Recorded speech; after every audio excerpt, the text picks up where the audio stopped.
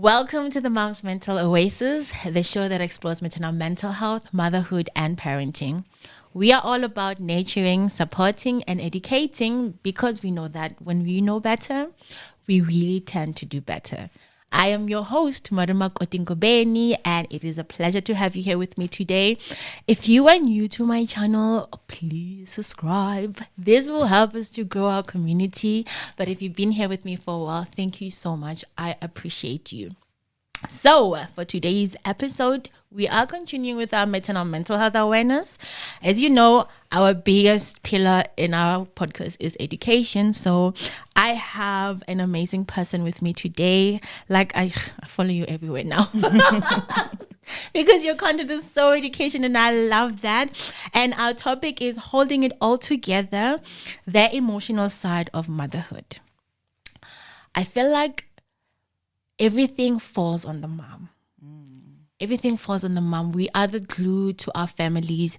We are the people that when things are tough, we don't even get to break down. Like I even said that in my previous episode about how when I lost my dad, I didn't give myself the opportunity to just break down because I had to make sure everything gets done. Be the mom, be the sister, be the daughter.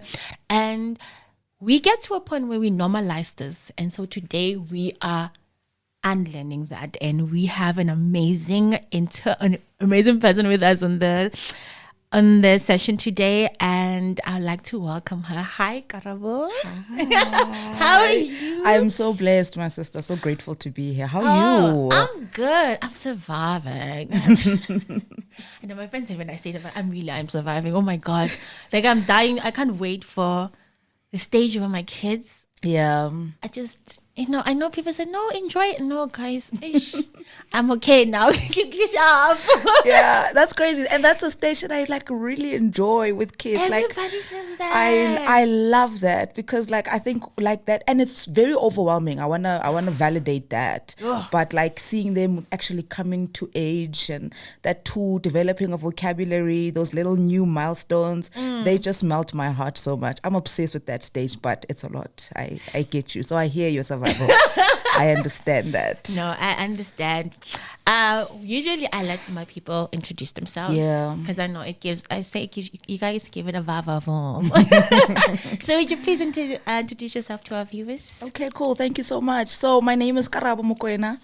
I am a daughter, Yamudimo first and foremost.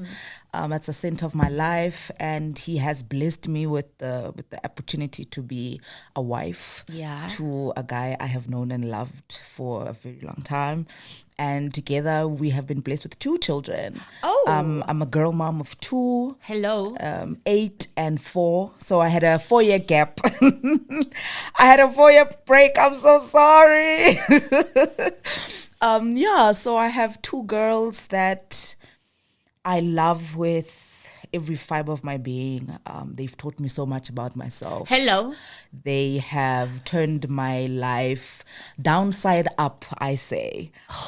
Completely transformed how I view myself, how I view relationships, how I view life in general. And before motherhood, I used to work in the recruitment space. I was a corporate girly. Yeah. And I was having the time of my life. And then I became a mom. And I was like, wait a minute, what are we doing here? It's like you have a little existential crisis, right? You're like, wait, like, what are we supposed to do here? Like, I stay in Randburg and I work in Sandton and I'm out the house at 7:00 in the morning and I am there at 8 and then I'm back in the house really late and I don't see my kids. I don't like this, you know? Yeah.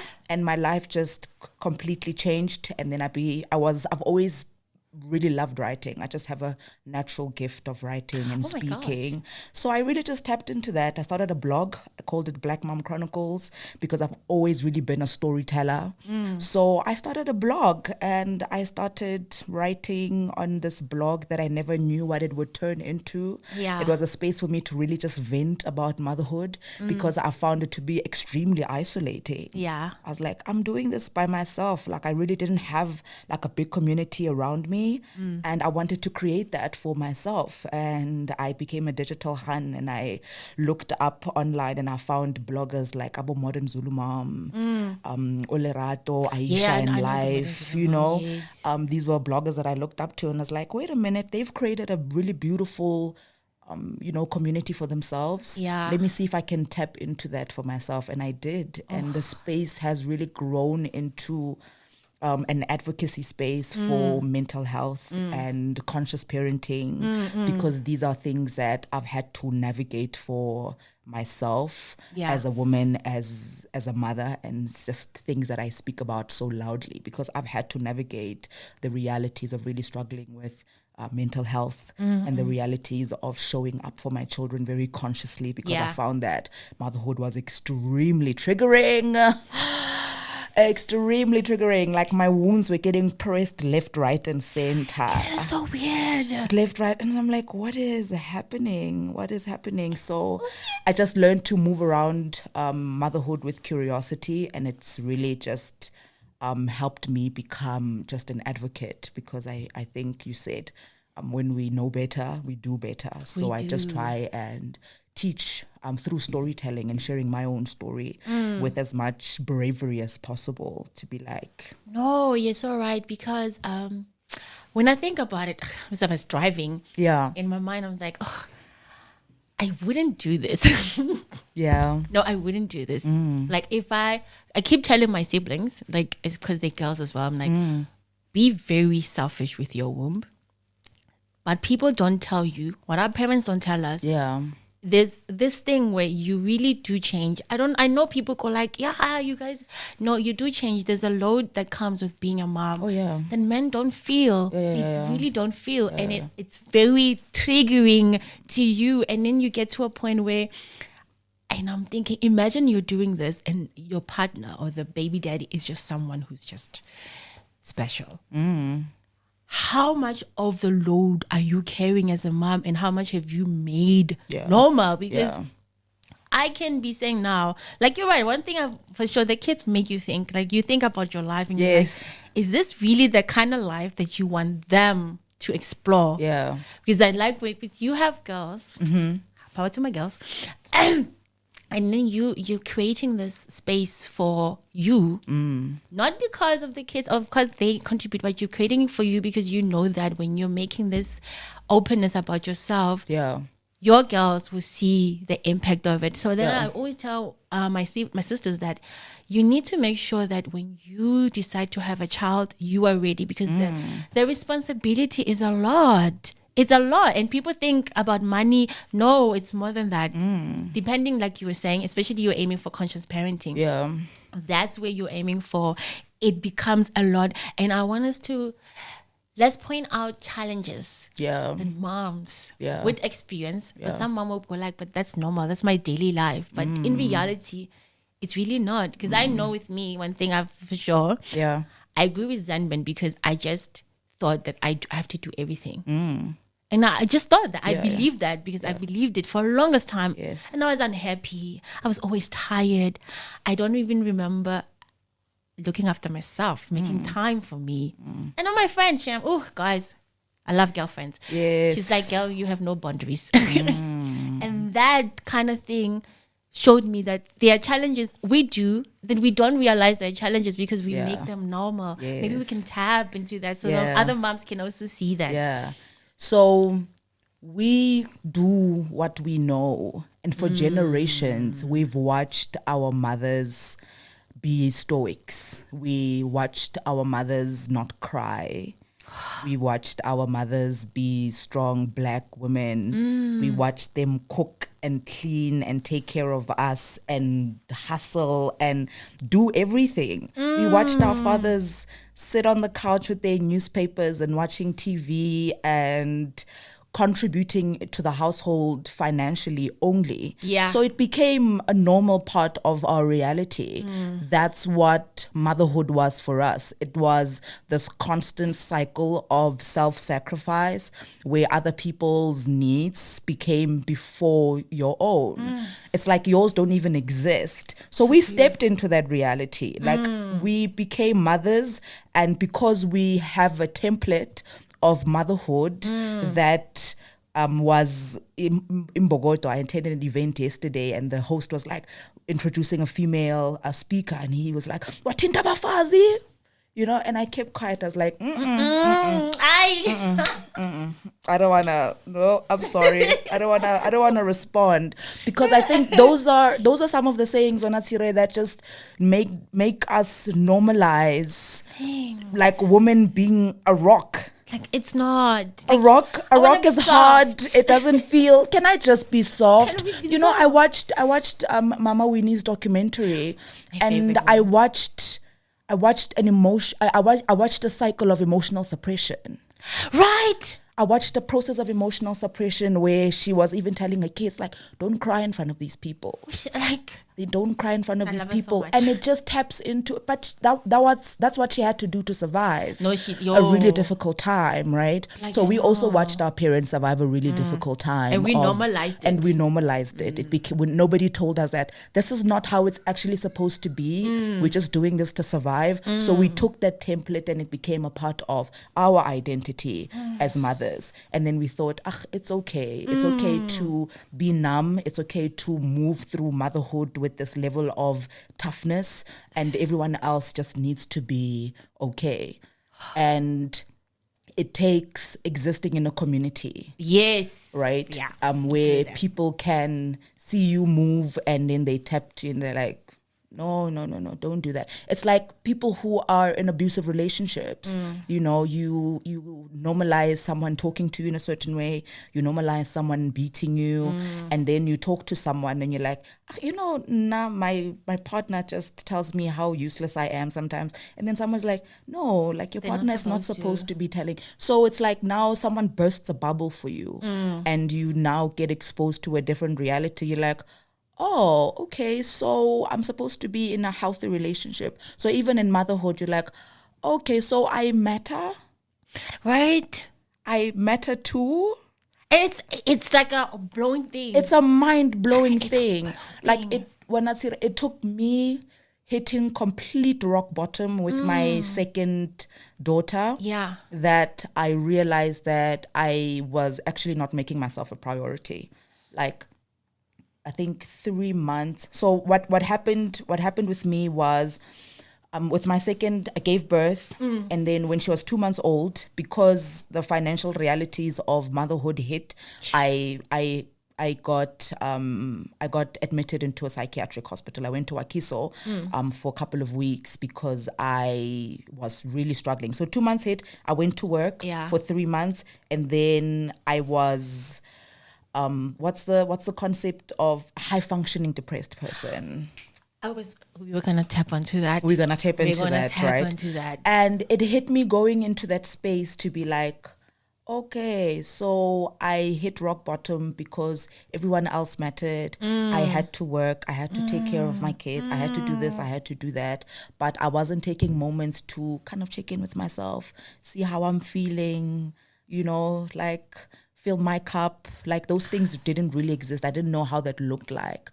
But it really just took me hitting rock bottom to realize that stuff matters. So it's really just about that, just understanding that I'm worthy of the same compassion that I'm showing other people. So I matter too. No, you're right, because I do these NC talks, and I remember I was telling the mom, said, you guys need to do a bit of self-care. And then obviously they all stared at me. I'm like, and I was like, when you say self-care, I don't mean going to a spa, shopping. Yeah, we think it's extravagant. Yeah, we do. I'm like, no, simple things like making yourself tea and sit on the sofa. And finishing it. Because we were never taught leisure. That's the thing about us when we grew up. We never saw that. And then we normalize the umbokoto. Yes. I hate that word too. And we made it seem like this is fine. It's okay. And I also agree, like with mine, at least it took my second baby, my first baby, to realize that, no, man, girl, you're not okay. Yeah. And then when the second one came, I really didn't play with my me time. Like I didn't play as much. But other moms don't realize what is me time. Other moms don't realize that me time is being selfish for a while. Just even if it's 15 minutes, it makes such a huge difference. So like now I want us to also think like, what can What can make it difficult for moms to really start realizing what no man? I really do. I want to speak up, but I don't know how to speak up, because that also is an important language for you to teach yourself. Yeah. And I think we have to realize that you don't necessarily have to have the language before you reach out for help. That's the other thing moms don't really realize at times. Yeah. You can. Emotions are information, and sometimes it's tough for us to identify what the actual emotion is, but you can feel, man, I don't know what this is. And then to just reach out to someone and you're like, man, like I'm constantly tired. I'm always snapping at my children. I feel like I'm here, but I'm not here. I feel like I'm having an out-of-body experience. I'm just watching my life happen in front of me. Like I'm on autopilot. I'm moving from one thing to the other. And, I function, but something just feels off. Just to say that, I don't feel okay. Like, what's wrong? You're like, I don't know what's wrong. And then the work starts of actually being able to figure out what's wrong. So you don't always have to have the vocabulary. Yeah. You just need the bravery to be able to reach out to someone. Because I think that's a big challenge that we have. Okay. Like feeling that we have the safety to reach out to someone and say, I'm not okay. So that's why we need the girlfriends, man. Yeah? No, we do. Oh my God. We need the community. We need the girlfriends. I don't play about my girls. Don't play with your girls. Really don't play with your girls. And you don't need a girl squad. You don't need to be squad deep. Just that you close need that one girl. And you who's just need honest that with one you. girl who's honest with you, that you can matters. reach out to. Because emotional distress, like depression, thrives in isolation. So when you are trying to figure things out by yourself, oh girl, you're going to tumble into a deep dark hole that you're going to struggle getting yourself out of because you're trying to figure it out on your own. And it doesn't work there. The devil loves that. And the other thing, isolation is one of the top things when it comes to depression. But now, the other thing I've noticed is that most girls, we friendship through trauma. And it's a human thing because of depending on what kind of trauma you've gone through. Yeah. So if you've grown up in a presence where women are not opening to each other, and when you go and make friends, you don't make friends, but you make associates. I like to call people associates when they're not really that close. Yeah. And you then treat them as friends, but you're actually not. You're not aligning them as friends. Aish. And it's tough. Like, I understand, because people will go like, I've once opened up to someone and they use that against me. But that's in my reality, I know it sounds very harsh, but in our reality, I'll tell people, but that's like love. You open yourself up to someone with the expectation that it will work out, but there's a possibility that it won't. It's the same extension you have to give to a woman. Yes. It can't be given to a man because you forgive a man so many times. Why can't you extend that? And I think sometimes because we make friendships through trauma, we don't know what healthy looks like. So when you open up, when somebody comes to you with openness and they're literally busting their life into your face, you feel like, oh God, you were too much. But in reality, that person really didn't tell you anything. They just told you the cover of their lives. And I think that's something moms should be. And I know moms are skeptical, like, safety is important. Yeah. But to tap into vulnerability is an important part. And that's where most of the time, because you're in isolation, you don't open up to anyone. And that's how it thrives. Yes. And I think that's something moms should tap into as well. Yeah. And I like when you talked about emotions. I also was very bad at emotions. Yes. I couldn't define my emotions. And I saw this clip on Instagram, this lady.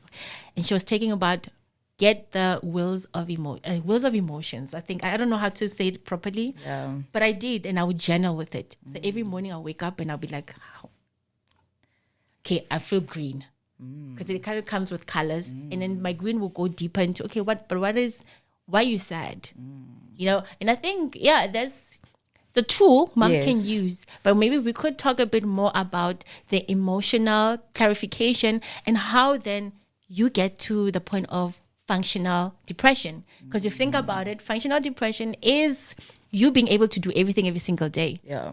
but deep down you're really not okay. So maybe we can tap into that in relating to emotions. Yeah, I think it's an emotional numbness. It's just that suppression that we learn Yeah. to kind of invalidate ourselves because we feel like motherhood automatically means that you're supposed to have it all figured out and you're supposed to be able to cope whatever happens, whatever comes. You've got this. So it's even like an internal conversation that happens inside of you where, you know, a certain emotional is kind of bubbling up. Like there's a certain sense of sadness. So where does this actually come from, you know? And then the other voice just comes in, girl, just snap out of it. Snap out of it. So it's an emotional numbness. And I think it's important to realize that a lot of us walk into motherhood with a lot of very complicated emotions. Some of us come in there with a lot of unresolved trauma. Yeah. Some of us come in there with unresolved grief. There's a lot, attachment challenges, even just relationally. It's a lot that we step into motherhood with. But the one thing that I've personally learned about just our emotional landscape is that the vocabulary really does matter.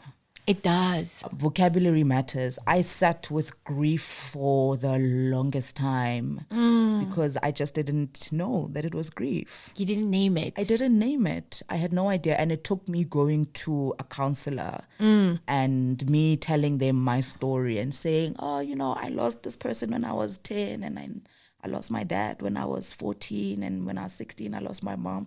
And she just sat there and looked at me and was like, it makes sense that you feel like this. Like you're grieving. I was like, I'm what? It's like, yes, because we get taught that, you moan after you bury the person, for a couple of weeks. Yeah, and then after that, we just have to go back to it. It's like you lost your parents. Like by the time you were 16, like your parents were gone. So what you were experiencing was grief. But I couldn't figure that out by myself. I had to tap into someone who understands that vocabulary to be able to help me.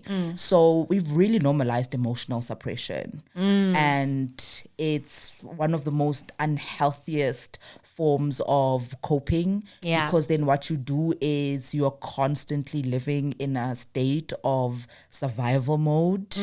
Because now also everything around you is just going to constantly trigger you.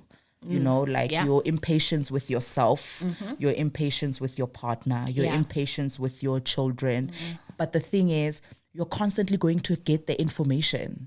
Like, suppressing emotions does not mean that they are not there. They are going to bubble up over and over and over again. So that information is not going to stop. At some point, your body is going to start talking to you. Your body's going to start, like my body was talking to me, like I was constantly being hospitalized because I thought I had ulcers. But it actually wasn't that. Like doctors couldn't find absolutely nothing. My body was trying to communicate with me. My emotions were giving me information. And it took a point of learning to be curious. Like curiosity matters. Yeah. Instead of judging ourselves, because that's what we do. We get into this constant cycle of shame to be like, I feel like I'm struggling. And instead of taking that information and presenting it to someone to say, these are some of the signs that I'm noticing in myself and what can I do about this? We just shame ourselves. And then that's the loop that we eventually get stuck in, and we just struggle. No, because then I had before my kids though, my depression was very intense, and I was in a functional depression because every day I would wake up, I would smile, do my daily job, and I'll go back. Then at night, I lock myself in there's this room in my home, my parents' place. I would lock myself in there. And I'll just play a song, and then I'll just be crying. And imagine I spend the whole day, and no one would notice that. That's the thing about when you're functional depression. Now, I could just imagine going through that as a mom. You have a baby crying.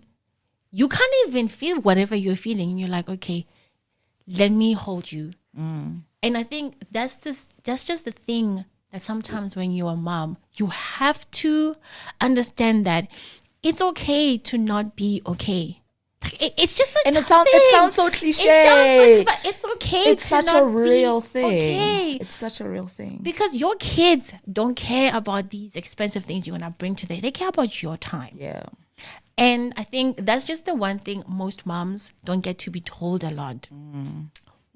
What other thing can you think of moms to get them out of that mindset and to realize that the reality of your life matters more for your, like, I like when you're saying what it took your body to tell you, hey, you need to get better. But other moms will be experiencing something different. Maybe there's something else that we can tap into for them to also see. That's a sign. Hey, mom, that's a sign. Yeah.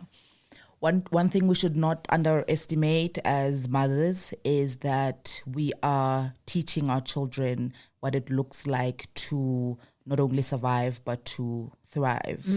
So we are constantly modeling emotional regulation. We are constantly modeling self-care. We are constantly modeling what it looks like to have healthy boundaries. Thank you. So we have to then ask ourselves, is this how I would like my kids to show up for themselves and for the people around them? And it might sound like it's a lot of pressure, but the reality is that it is. Yeah. Our parents taught us what it looks like to show up in motherhood. Yeah. So how would we like our children to show up in motherhood?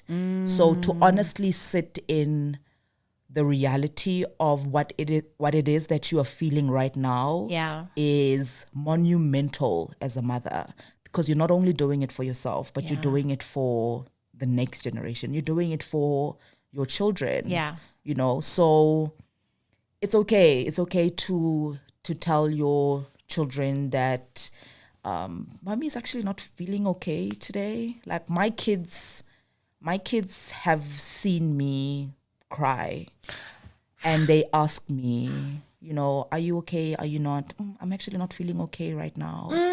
Okay, so what are you going to do about it? Oh, I'll take a walk a little bit, you know, like even in real life. And this is like from a conscious parenting perspective, right? When I feel like I'm about to lose my mind because something has triggered me, I walk away. Listen, like, mommy's not feeling okay right now. I'm going to take a couple of minutes to breathe and then I'll be back. And I'm not leaving them alone, you know, they're maybe with another caregiver, maybe my partner is there, the big sister is there. I just need to take a bit of a walk just around my complex a little bit and then I'll come back and I'm feeling a little better. That is such a powerful lesson of what it looks like to emotionally regulate, to sit in the acknowledgement that I'm not feeling okay right now, and that's okay. And I don't want to. It's a more healthier. Someone taught me that the other day. It's a more healthier alternative than shouting at your child because you are not okay. Because that's the unhealthy example. Yeah, I hear you there. That's the unhealthy example of just snapping because you are overwhelmed. You know, to say, I'm overwhelmed, it's okay, and I'm going to walk away and I'm going to breathe, and then when I come back, I'm much better. I don't even have to say anything, you know. I just pick her up and I sit with her, and I'm a lot more regulated than I am when maybe I'm going through a depression. Like you just said, you know, when you're going through you know, depression before your children, you just get home and you are crying. You do. You know, now you're a mom. That doesn't exist. And your child is crying and you want to cry with them. Like I remember with my youngest, I couldn't even comfort her. Like she would just cry and I would pick her up. But because she's sensing my distress as well, she's not going to get comforted. They feel you. You don't even have to say anything. And that's a thing with how we are trying to fake it until we make it in motherhood. Our children are in tune with us. We don't have to say a word. They know. Like my oldest knows me so well. She just looks at me and she'd be like, are you okay? And then I can lie and say, yeah, I'm fine. What am I teaching her? to suppress too, and not to acknowledge. Oh not my to God. acknowledge that I'm just not fine, and that's okay. So I think that awareness is powerful, because then what it would help us do is we will move with intentionality. Yeah. Because it requires a certain level of honesty. Just be honest with yourself and say, "Akeshapo." And No, that's fine. It's get not permanent. It's just what I'm going through right now. I'm not Yeah. okay. Yeah. Tomorrow I will be. Yeah. But if I don't acknowledge today that I'm not okay, then It's gonna tomorrow I become- won't be, because I'm going to be moving around the same cycle of I'm okay. Hey, we can see that you're not. No, and Just you're sit in right. that. No, you're right, because when I'm laughing because I'm thinking about with my first how I used to be like sharp. But in reality, next to sharp. And now bonasham. No, but I know I'm born and shame. But yeah, that's the other thing. I liked when you say, when you're feeling things, you show them. I also I'm an emotional person. Yeah. And my daughter's also sensitive. My husband doesn't like me calling her that. But I realized I tell her that. And it dawned into me. I tell her that because I want her to claim that. Yes. It's her personality. She's very sensitive. There's nothing we can do. Yeah. Because once you start, like you were saying, how depression and emotional regulation happens is when we shame, Yes. we suppress. Yes. And I don't want to do Yes. that. And it only starts when you have done it for yourself. Yes. And I feel like that is so true. Yes. And then this now comes to when we talk about maternal mental health awareness, the advocacy. Yes. Most people go like, but it's mental health. Everybody has mental health. True. We're not disputing that. Yes. Mental health is different. But then when we talk about maternal, we're also including the other factors from Yes. social. When you say social, we mean support systems. Yeah. Do moms have those? See? So with it, for you, what do you consider maternal mental health as? So for me, maternal mental health isn't necessarily just about whether or not a mother is coping.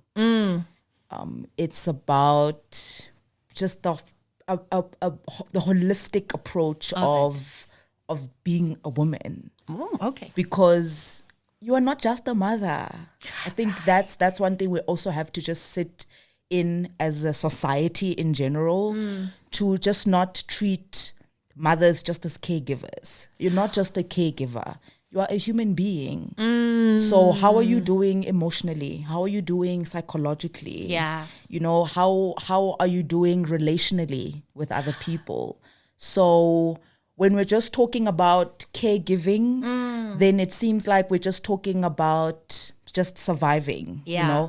Are you able to show up for your children? Yeah. Are you able to show up for your partner? Are you able to show up for the household? Yeah. That's not it. Are you showing up for yourself? Yeah. Are you showing up in your environment? Because women experience, I can call it like an identity crisis, Nope. sort of. You are not lying there. After we give birth, I you are preach that part. you It's very are true. a completely Different new person. human being. And I want to, which camera can I look into? You just pushed a human being, or they opened you up to take a whole human being inside. Your organs shifted for you to bring this baby into the world. Of course you're not going to be the same. Of course you will not be the same. So just sit in that and normalize grieving that part of you, to say, you know what, the Karabo that I was before I gave birth is no longer the Karabo that I am after I've given birth. And this is not just about your body. It's just about how you are psychologically. Like some women's feet grow larger after giving birth. You change exponentially. Your brain, the way your brain functions changes. Like you can't sleep through the night anymore because you are, any small sound You hear. startles you, because you're not that person anymore. And I think what causes depression amongst a lot of us is that we still want to hold on to that. The great part. We want to hold on to that old version of ourselves, and we miss on the opportunity of being able to recreate. No, it's because actually the other thing is we like familiarity. That's where we strive in because we Yeah. like familiarity, and motherhood does not give you that. So unpredictable. Today the baby can be the most like the greatest angel. Tomorrow And you think you've got this. You're like, oh, I've got this on figured top of out. the Look at me world. On top of the routining. world. Oh, I've And got then this. I hi, got boing, this. Sam the next day. It's completely different. Completely different. So maternal mental health is really just that for me. It's how am I thriving in motherhood? How am I thriving as a woman, as a wife? And it's just really about that. Do I understand the emotional process that's happening inside of me? Do I have the vocabulary for that? Do I have an outlet for my emotions instead of suppressing them? How am I showing up for myself? Yeah. How am I showing up? And like you were saying, we think showing up for ourselves is like this extravagant thing. Not showing up for myself is putting on my headsets and putting on like a dope gospel playlist and just doing like a 30-minute walk. Like, and that sometimes that happens when I'm like, oh, I'm feeling like I can't get out of bed today. You know, because depression can hold you to your bed and you don't want to get out of it. And you're like, Not today. not today. Let me do something. That 30 minutes, I come back and it's like I've remembered who I am. Like I feel like, okay, now I can show up better. You know, showing up for myself means sitting down on that desk and just journaling. Yeah. Like, how am I feeling today? You know, showing up for myself means I've got a health app on my phone. Yeah. And it's got like a mindfulness thing and it's asking you, how are you doing today? You're feeding on yourself. You know, how you just a check-in. That thing takes me 2 minutes. No, because you know what? The other thing, again, that shows itself when I always say, Hore, our kids look at us, we have the template. Yes. What kind of a voice is talking to you in your mind? Because that's very other thing about depression. Yes. You think about what's the voice? Is the voice that's speaking to you the voice of kindness or is it the voice of judgment, Yes. like you were saying? Yes. And it makes you think now, because you were talking about how when you were seeing a therapist, you talked about your childhood things. How much inner child work have you done for yourself? Because that's the other thing about motherhood. It makes you really, really take into that. Yes. And some moms probably have never really taken into it. Yeah. But I feel like for me, what I've learned is healing my inner child has shown me how I'm loving the things the inner child in me Yes. loved. Like I Yes. love writing. Yeah. I just like spending time reading. You Yeah. think these are things. And I like coloring. You see what I That's mean? that's my inner child. And those are things that, you know, I like when you're putting up a maternal. It's like, how is the mom feeding herself throughout all of these other factors? That's where your mental health lies in. Yeah. Sure, because being a mom, guys. Hey, it's tough, and on that point, yeah, your inner child, you know, because that's really a part of it. Like there's so like a lot of us have very wounded inner children. You know, a lot of us some of us experienced a lot of emotional, verbal, physical abuse as children that remain unresolved because we are now adults and we're like, oh, we turned out okay. You know, our parents were tough and stuff, but reshapo. Are you? Are you? But I think that's the superpower of parenting is that when your children trigger something inside of you, instead of using that as a justification to, punish your children or discipline your children, yeah, you use that as information about yourself. So if your children are speaking up for themselves in a way that's moving you, you know, like your child, like you shouting at your kid and she's like, please don't shout at me. Yo. Like, triggered. But it's like, no, the child is just asking you to speak to them properly. Like they're actually not doing anything wrong. No, you're right. Because my daughter does that. Because I haven't been perfect with my emotional regulation. Yeah. Because of None of us are, Mama. Yeah. And then she'll be like, this one time when especially because my 2-year-old hasn't been sleeping properly hasn't done teething. So shame. I would lose my temper and she'd be like, Mommy, you're being mean. It's like, I'm sorry. Yes. It hurts you. Yeah. Because she's telling you something you don't want to face. Yes. And for a lot of us, instead of sitting in that and apologizing, we get very triggered. You can't talk to me like that. But because, would you have told your mother that she's being mean to you? Never. Ever. Never. So that's triggering because it's not something that we're used to. And when you are triggered, instead of, like I said, reacting from that place, which is just a place of trauma for you, you move to the side and you deal with that. You get a pen and a paper and you said, my daughter said, I must not be mean. Yes, and I have to apologize. And that was really tough to listen to. Why was it so difficult? Because when I was a child, I was not allowed to freely express myself, even when I was unhappy. That's how you turn to heal your inner child. That's how the work looks like. But we have access to that. We have access to an abundance of that information because we are with our children all the time. And they are talking to us all the time. And they are exhibiting certain behavior all the time. That we shouldn't shun on.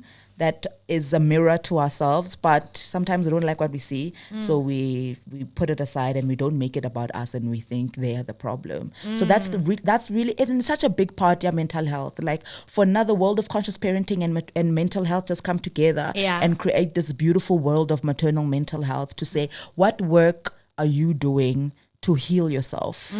Because it's okay to sit in not being okay, but what does that mean? What does it mean that you're not okay? You've got access to that information. Your emotions are giving you that information.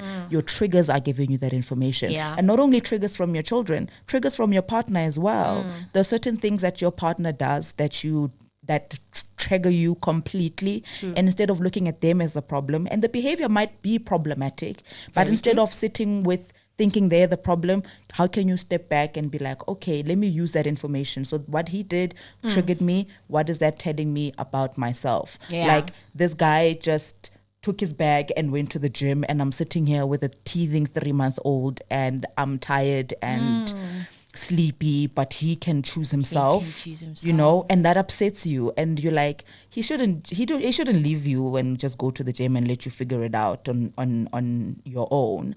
But because you're triggered, that's information about maybe your lack of being able to communicate what your needs are. Right? So you didn't grow up being able to express, Guti, I need help. Please help me. I'm not okay. Maybe he's watching that. Oh, you've actually got this. No, they do that. Yeah, like you look like you the super mom and you've got it all figured out. I don't need to be here. I don't know where it comes from, but there's this thing men do that women don't do. Like, we are conscious about behavior and how it affects people around us. Men are not. Yeah, they've got this like little selfish nature. I admire that. No, yes, we all want to come back as men in our next lifetime. That's the one thing I would say, because it takes so long. Like as you were saying about, we have so many information out there, access to things. Yeah. But how are we accessing it to ourselves? How are you interpreting it to yourself? Because I think that's the other thing that most moms have to say. Like when my daughter told me I was being mean, it hurt my feelings. Yes. The funny part, it didn't hurt my feeling because of, I was like, oh my God, I want to portray to her kindness, but I also make a mistake because then I'm not teaching her that there's also this other side of people that you are not gonna like. And she's pointing it out to me. It's an educational point for me to go like, okay, you're right, baby. I'm sorry. Mommy didn't need to be mean, but mommy can tend to be mean at times because that's the reason I'm saying this is because we shield people because we're shielding ourselves. We don't want to face. I mean, nobody wants to face Hore. I cannot be perfect at this point. I need to be, I don't know if it makes sense what I'm trying to say. And now I feel like we need to find ways where we can show supportive ways for moms to deal with it. Like mom clubs, I feel like those are nice places to go. I always say that they're nicer because you tend to see you're not the crazy person. Yes. So I add to that. But what other supportive ways can moms then increase their access to themselves in understanding how to support themselves? Oof, I love that. I think firstly it's being honest with ourselves. I think I've repeated that like over and over again, but I think it's because it's really central to us finding better ways to show up in the world. You as when someone has a drug problem, for them to receive the help that they need, they firstly have to acknowledge Uguti, I have a problem. You know. So I think one of the biggest challenges that mothers have, that I think is an addiction, is being unable to just ask for help. What? You're right. We really struggle with asking for help, and then we tend to turn around and be really resentful that we are not getting the help. And I can understand, because it's like sometimes people also shouldn't wait for you to, like people can see that you're drowning, you know. Sometimes we can make drowning look very cute also, Rona as moms. That's our problem. We're too good at that. You know, that. we're too good at like, oh, I'm drowning, but it's like, but I'm okay. You don't have to do anything. So sit in what the source of your problem is. You know, you have to, it's firstly having to do the work of getting to the root of, you know, what actually is my challenge. Like, I know that I have a huge childhood trauma of feeling like I'm not affirmed enough, or I have a trauma of, you know, abandonment. Yeah. But that took a lot of work of getting to what the root of my problem is.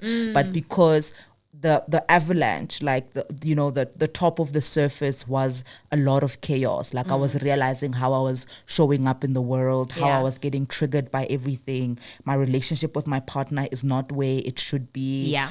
I'm constantly snapping at my children. So I took that information and I made an honest observation that I'm not okay. And it's like, okay, so what are you going to do about it? Yeah. Because as human beings, like we have like a real chronic issue of just complaining about stuff. It's our thing. It's our thing. It's a default. It's a default. It's happened for even in the Bible, the Israelites are just complaining about everything. You know, it's like this guy parted the sea for you to pass, and you get on the other side, you know, complaining about food and this and that. Anyway, I digress. But we just complain about stuff, and it's like, okay, sharp. What are you going to do about it? That's your next step. That's so next step.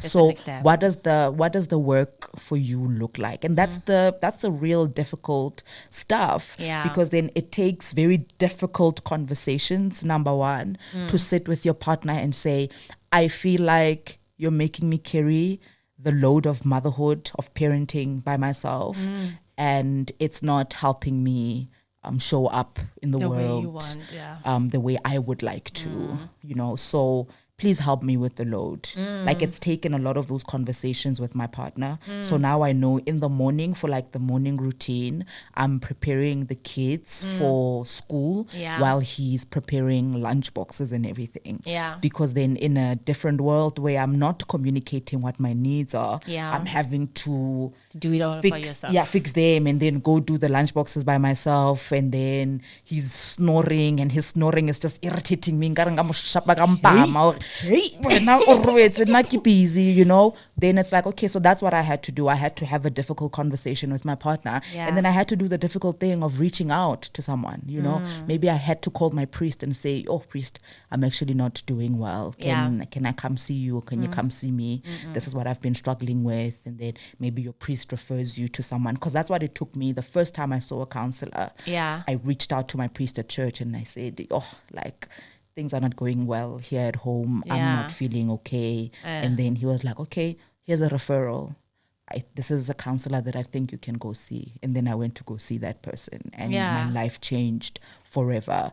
So it's a matter of acknowledging, like, honestly, that I'm not doing okay, and then being able to tap into community. Firstly, creating it for yourself, because now we have to pay for support, right? We have to hire nannies. We're living in our little high walls, and community is not what it used to be. It's not. So, like, the friends that you made while you lived in the townships, you don't have access to those people anymore. So it's like, okay, you are in a different environment. So what does it look like to create a community for yourself? For that environment. You know, and then using that community. Yeah, church, if you're at church, the church must come through for you. The church needs to know who you are. You need to know who to tap into in the church for, you know, for you to get the help that you need. Because that's the reason those institutions, those organizations exist to They're be there. there for the people. So use them.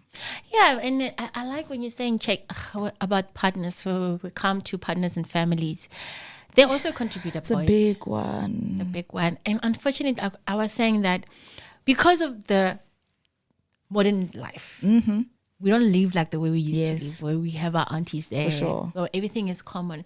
But I like when you said check in. I think a lot of people don't do that. We don't do check-ins. We don't do check-in with ourselves. We don't do check-in with our partners. We don't do check-in with our friends. Yeah. And I know a lot of people will go like, yo, once you have a child, it's very hard for you to keep your friendship. But in reality, it's not that it's hard. It's that you don't make the time Yes. to build those. Yes. You don't We make lose. time for the stuff that matters to Right, us. and Yes. you end up then saying, being pregnant made me lose my friends. But did you really sit down and evaluate what happened? Your friend can't wait for you forever. Yes. It's just a reality. It's life. People move on. Yeah. Somebody said, being part of a community means being inconvenienced. You're not part of a community if you're not inconvenienced. Yes. And I think I liked how you pointed those things out. And maybe now, we can dig in before we come closer to our closing. Time We're flies. almost imagine. Yeah. Imagine. That's those gentle first steps a mom can take if she feels like she's not okay. Check in. Check in. Check Oh, in. you're right. Because that's how I learned that my resentfulness came from lack of boundaries. I sat down with one of my girlfriends. We went out. Yes. And she was obviously, when you meet up, you talk about everything Yes. until you get to the deeper conversation. Yes. And she's like, friend, you lack boundaries. And that was the biggest check-in. Yeah. So it was, for me, it was gentle. Maybe to some mom, that's big. Yes. But for me, because I like direct talk. So my friendship is all truthful. That's very interesting for an emotional girly. I know. Because we struggle with those sometimes, very direct. No, I'm like, I prefer direct. Yes. I live in that because I feel like I am my therapist that I am just making it up. But I'm an open book. Like what do you see with me? Yes, you wear your heart on your sleeve, right? Listen, yes. and I expect that back to my friendship. Yeah, what could be those gentle first steps moms can take if they feel like I'm not okay?